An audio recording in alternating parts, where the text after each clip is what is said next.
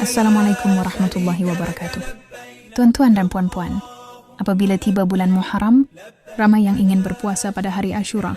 Namun timbul persoalan, manakah yang lebih afdal? Berpuasa pada 9 dan 10 Muharram atau 10 dan 11 Muharram? Adakah kedua-duanya sama? Adakah terdapat hadis yang menjelaskan perkara ini? Dalam video ini kita akan melihat pandangan para ulama berdasarkan hadis-hadis Nabi SAW supaya ibadah puasa Ashura kita lebih tepat dan lebih menepati sunnah.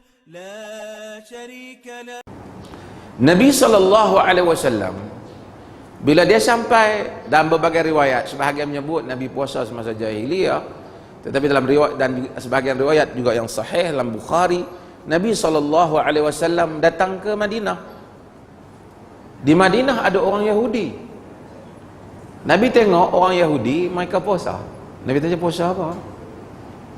Dia kata, hadza yaumun salih, ini satu hari yang baik. Pasal apa hari yang baik? Karena najjallahu bani Israel min aduwihim, Allah Ta'ala telah selamatkan Bani Israel daripada musuh mereka. Fasamahu Musa, maka Nabi Musa berpuasa. Kata Nabi SAW, ana ahaqqu bi Musa minkum, aku lebih berhak daripada Musa dibandingkan kamu.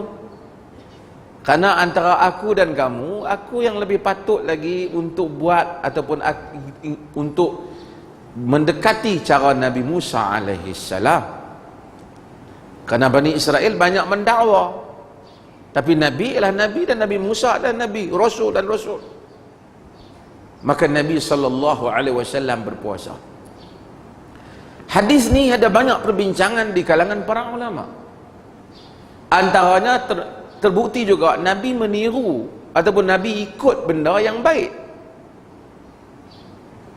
Sekalipun daripada Bani Israel, kalau benda tu baik dan dibuktikan dan Nabi benarkan, kalau mereka dakwah hari ini Nabi Musa berjaya bebas, tapi sebenarnya tak ada bukti, bohong sahaja, Nabi akan tahu, Allah Ta'ala akan beritahu. Tapi bila Nabi akui, dia panggil takrir. Nabi akur lah tu betul yang dia kata tu. Kalau tidak Nabi nak puasa apa-apa. Kalau tidak Nabi nak kata hampa bohong, mana Musa hari lain. Nabi SAW berpuasa. Bila datang bulan kefarduan Ramadan, riwayat-riwayat hadis macam menunjukkan Nabi kadang-kadang puasa, kadang-kadang mungkin tak puasa Ashura. Tapi Nabi bagi tahu orang yang puasa dapat fadilat, kerana mungkin Nabi tidak mau supaya orang anggap wajib puasa ni. Pada tahun yang terakhir sebelum Nabi SAW wafat, orang bagi tahu kat Nabi 10 ni puasa ni dia macam nampak macam sama dengan orang Yahudi lah. Nabi ni bukan masalah, Nabi ni dia ada satu sikap ni dibahaskan berbagai sudut oleh ahli sarjana. Nabi macam tak berapa mau sangat ataupun tak suka identiti Islam tu macam tak nampak, jadi nampak macam orang lain. Terutama dia, sebab tu Nabi tak suka apabila peringkat awal menghadap ke Baitul Maqdis, dia nak menghadap ke Kaabah. Tapi masa Nabi Yahudi puasa, dah benar, yang benar Nabi kata benar. Tapi dalam mengikuti yang benar, Nabi mau orang Islam ada identiti. Dia tak boleh jadi pak turut orang, sebab dia umat yang memimpin, bukan umat yang dipimpin. So you have to have your own identity.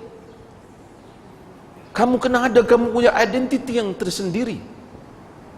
So Nabi sentiasa menyebut benda-benda supaya kita berbeza dengan Yahudi.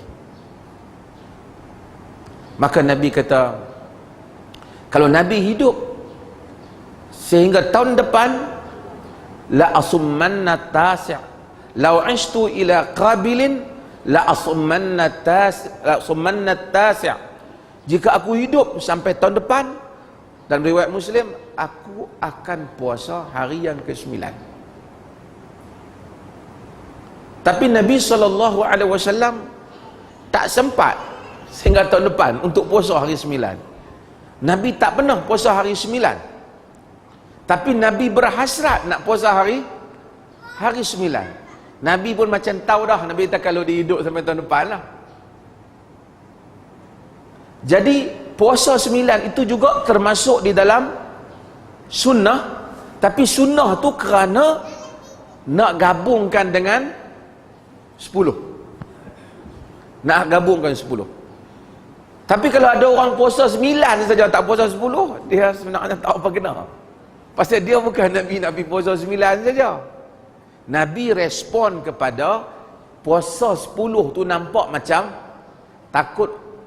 Nabi tak mau identiti tu, walaupun tak salah puasa 10 tu, Nabi dah puasa pun sebelum tu. Tapi orang Islam ni dia ada identiti dah. Jadi Nabi mau supaya ada identiti ni. Puasa Islam dia combine, dia tak sama. Yang nu satu, dia dua ataupun dia tiga. So Nabi kata kalau aku hidup sehingga tahun yang hadapan, maka aku akan puasa 9. Artinya bersama dengan 10 tu dia akan puasa 9. Maka sunnahlah kita puasa kemarin ni sebagai iringan kepada puasa hari ni. Tapi kalau ada pengiring ya kemarin, tuan tak ada, tak jadi lah. Tapi kalau yang terlepas puasa kemarin, dia boleh puasa besok. Al-Imam Ibn Qayyim dan seumpamanya dan para fuqaha membahaskan, sebab mereka menyebut yang paling afdal hari ni, kemarin, hari ni dan besok lah. Pasal ada riwayat Imam Ahmad tentang puasa besok, dan kemudian ataupun kemarin dengan hari ni, ataupun dah tak dan pun hari ni sajalah, tak biarlah besok saja ataupun kemarin saja. Wallahu ta'ala alam.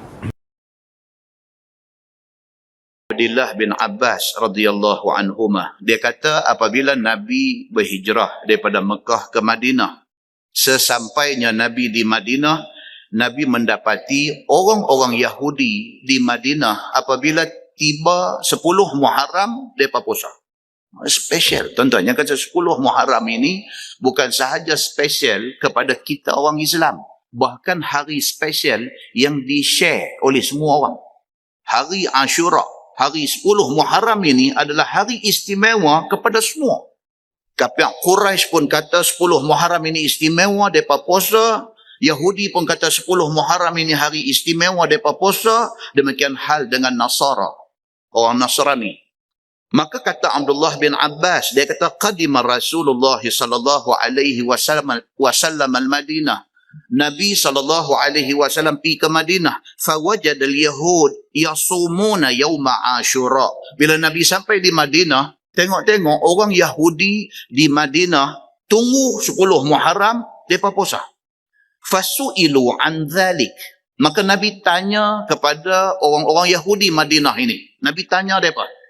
Nabi kata, apa istimewa Ashura, apa istimewa 10 Muharram kepada orang-orang Yahudi, kepada hampa semua ni, apa istimewa dia? Faqalu, jawab orang-orang Yahudi, hadzal yawm allazi azhara Allahu fihi Musa wa bani Israel ala Fir'aun. Dia berkata 10 Muharram ini hari istimewa kami. Kami Bani Israel. Kami ini keturunan Nabi Allah Musa alaihi salam. Nabi Musa Bani Israel. Dan pada 10 Muharram, Nabi Musa alaihi salam diselamatkan oleh Allah Subhanahu wa taala daripada kenaligan dengan Firaun. Dan Firaun hambat Nabi Musa pergi sampai di pesisir pantai Laut Merah. Allah perintahkan suruh Nabi Musa pukul Laut Merah dengan tongkat dia. Laut terbelah dua. Nabi Musa lintah dengan orang-orang yang ikut dia. Firaun ikut belakang. Bila Nabi Musa sampai balik sana, Allah cantum balik laut. Kejadian itu berlaku pada 10 Muharram. Maka oleh kerana 10 Muharram itu hari Nabi Allah Musa alaihi salam dan Bani Israel diselamatkan daripada ancaman Firaun. Kata orang Yahudi, fanahnu nasumuh, maka kami puasa pada hari itu sebagai tanda syukur, sebagai tanda terima kasih kami pada Tuhan. Pasal Tuhan selamatkan kami daripada kezaliman Firaun. ta'ziman lahu. Orang Yahudi kata itu sebagai tanda kami ta'zim, kami membesarkan anugerah yang Allah bagi kepada kami. Faqala Nabi sallallahu alaihi wasallam, nahnu aula bi Musa minkum. Oh, Nabi kata kalau macam tu, kami lebih berhak meraihkan selamat Musa itu daripada hampa. Kalau hampa semata-mata Bani Israel sama keturunan dengan Nabi Musa, kami orang Islam, Nabi Musa itu Nabi kami. Maka kata Nabi Muhammad sallallahu alaihi wasallam, kalau hampa puasa Ashura, hampa puasa 10 Muharram ini kerana hampa nak merayakan, hampa nak meraihkan selamatnya Nabi Musa daripada ancaman Firaun, Nabi Muhammad kata nahnu aula bi Musa minkum. Kami ni lebih utama lagi kena muliakan Musa daripada hampa. Fa amara bi shaumih, maka Nabi memerintahkan sahabat-sahabat yang ikut Nabi hijrah daripada Mekah ke Madinah teruskan puasa Ashura. Dalam sebuah hadis riwayat daripada Abdullah bin Abbas radhiyallahu anhuma, kata dia apabila Nabi SAW berada di Madinah, Nabi puasa Ashura, bahkan Nabi suruh sahabat-sahabat puasa Ashura. Qalu, sahabat Nabi sudah tanya Nabi, ya Rasulullah, innahu yaumun tu'azzimuhul yahud wan nasara.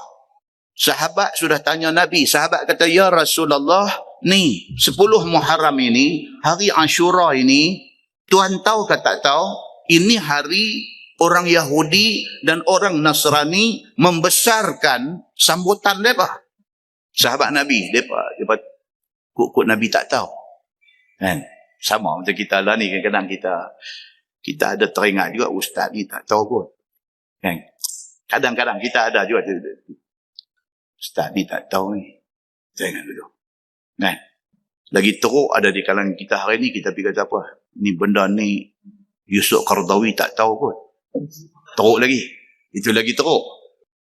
Kan? Lagi teruk daripada tu, ada orang hari ni kata apa? Dia kata ingat Imam Syafi'i tak jumpa kot hadis ni. Lagi teruk. Maksudnya manusia ni dia tak boleh lari benda ni. Tak boleh lari daripada perasaan, rasa dia tahu orang lain tak tahu. Sebahagian sahabat Nabi, mereka pergi kata dekat Nabi, ya Rasulullah, innahu yaumun tu'azzimuhul yahud wan nasara. Mereka kata, ya Rasulullah, Tuhan tahu tak, ni Ashura ni yang kita duk turut puasa sama macam Yahudi, macam apa ni, Tuhan tahu tak, mereka ni, mereka puasa pasal mereka membesarkan hari itu. Mereka ada cerita dengan hari itu. Ni kita pergi duk puasa sama ni tak apa ke? Kita pergi serupa dengan mereka ni tak apa ke? Macam tu. Faqala Rasulullah sallallahu alaihi wasallam, فإذا كان العام المقبل إن شاء الله صمنا اليوم التاسع. Nabi bila nampak di kalangan sahabat ni ada yang pergi jadi raplah, dia duk berasa, tak apa ke kita buat serupa macam Yahudi ni, tak apa ke? Nabi duk nampak benda ni nak jadi leceh, duk jadi raplah ni. Nabi jawab, Nabi kata lah ni macam ni lah.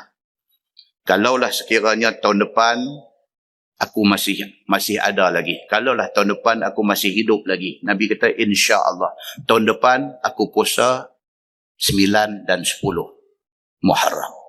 Pasal apa? Pasal nak bagi hilang serabut tu. Pasal apa? Pasal nak bagi menyalahi amalan orang Yahudi.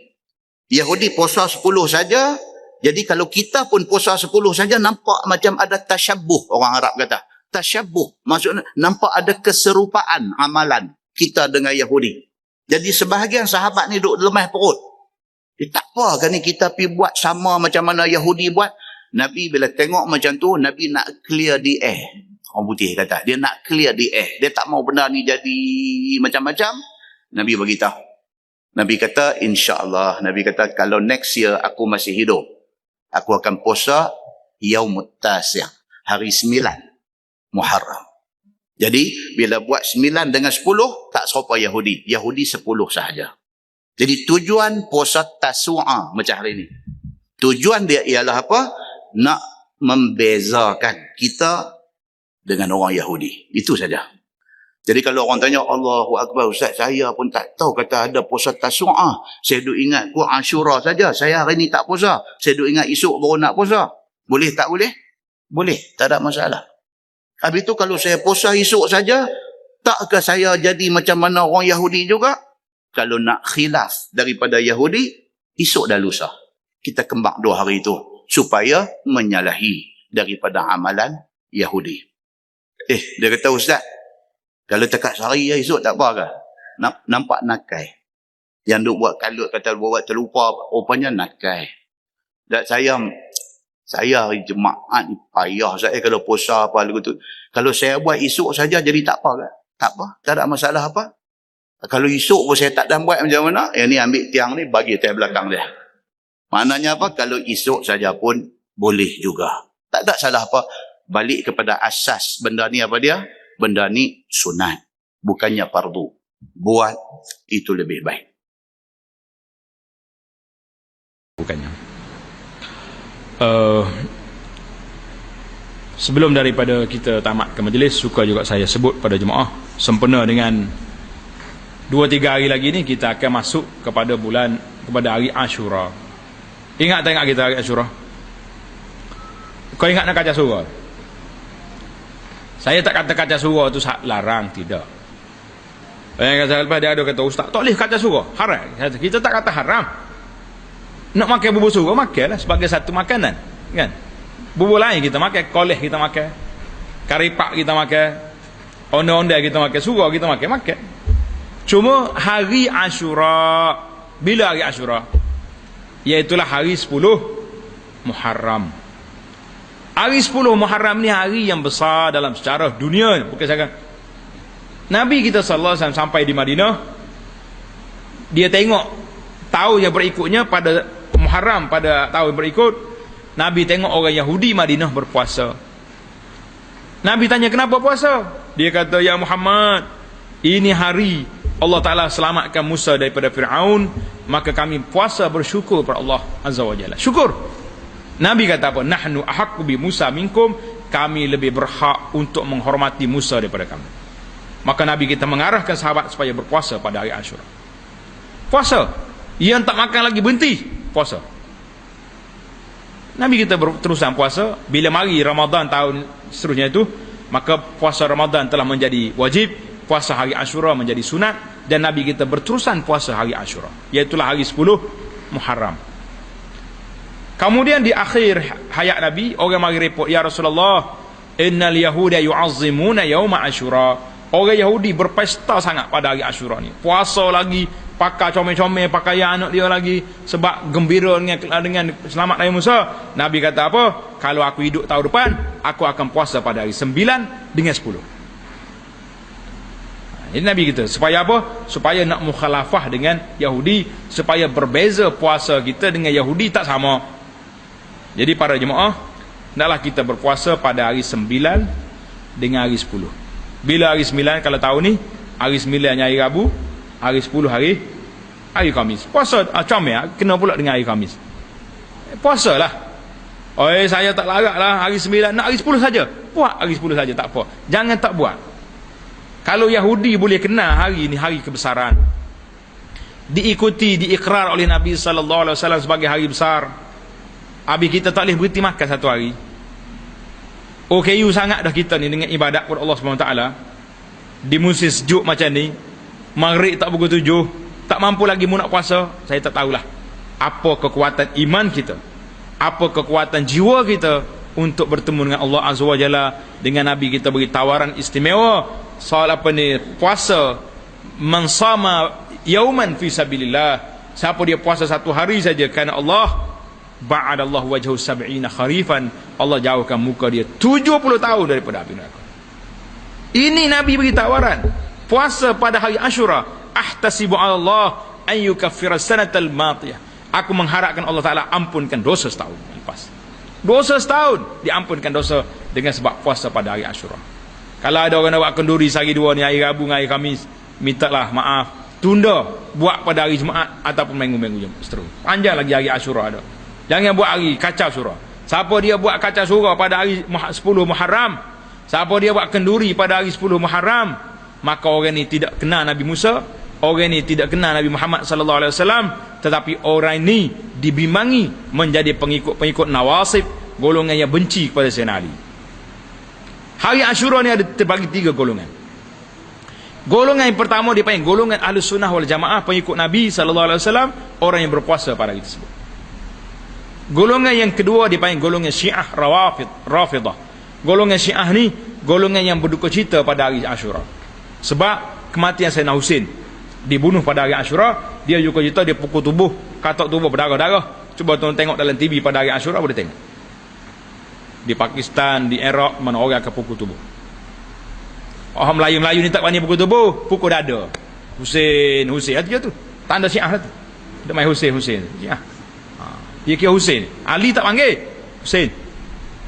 Satu lagi kumpulan, dia panggil golongan Nawasib, orang yang benci kepada Sayyidina Ali. Pada hari Ashura, mereka berpesta, buat makan-makan, buat bubur, buat majlis, buat parti pada hari Ashura. Jadi siapa dia buat kenduri hari Ashura, orang ni bertaitan Nawasib, orang yang benci kepada Sayyidina Ali kerana berpesta pada hari Ashura.